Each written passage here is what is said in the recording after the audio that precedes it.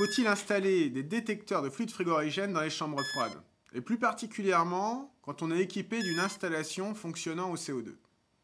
Pour y répondre, on va faire des petites expériences avec un extincteur CO2, un détecteur qui mesure la concentration de CO2 en ppm, 1 mètre, et enfin, le plus important, la réglementation qui régit les systèmes frigorifiques, l'AEN 378. On commence tout de suite par l'étude réglementaire.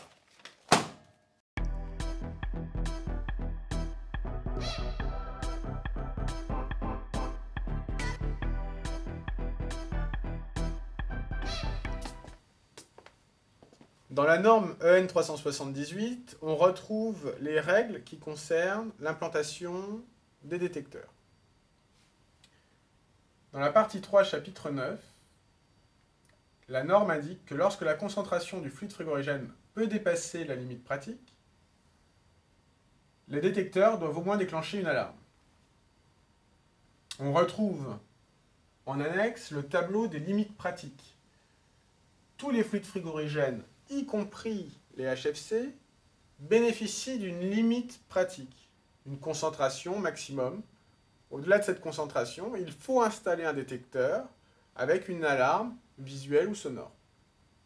Pour le CO2, le seuil est de 0,1 kg par mètre cube. La réglementation nous indique aussi que le seuil d'alarme doit être égal au maximum à 50% du seuil ATEL ou ODL.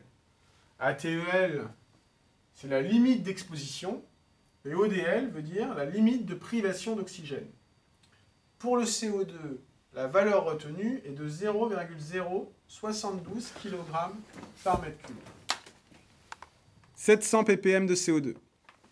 Ce détecteur nous indique la concentration de CO2 grâce à un système de détection infrarouge.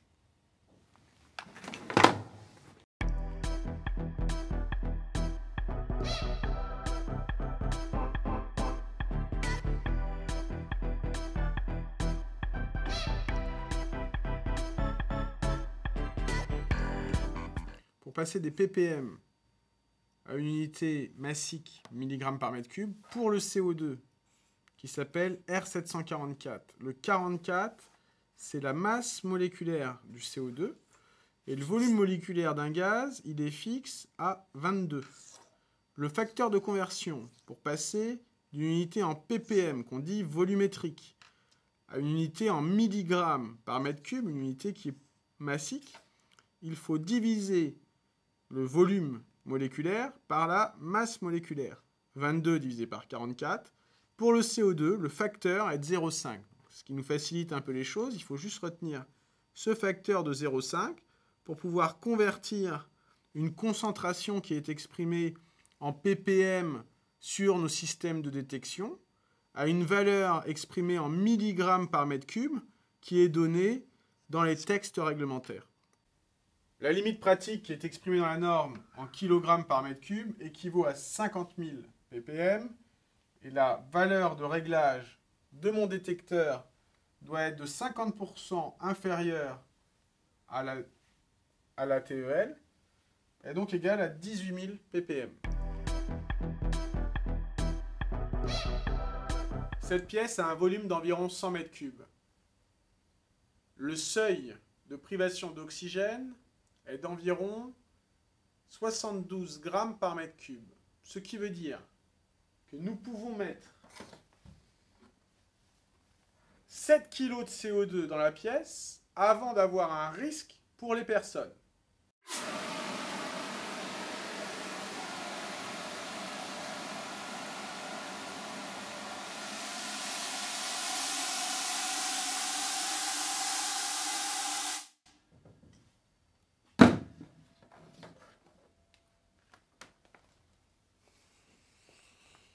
La concentration en CO2 monte progressivement dans la pièce, mais on est encore très loin des 36 000 ppm. Le CO2 est un fluide frigorigène naturel non toxique. L'utilisation de détecteurs dans les chambres froides est soumis à obligation si on dépasse la limite pratique. Au même titre que les HFC, la réflexion doit également être portée lorsqu'on installe un groupe HFC sur une chambre froide, doit-on installer un détecteur? Et pas uniquement dans le cas d'un groupe qui fonctionne avec du CO2.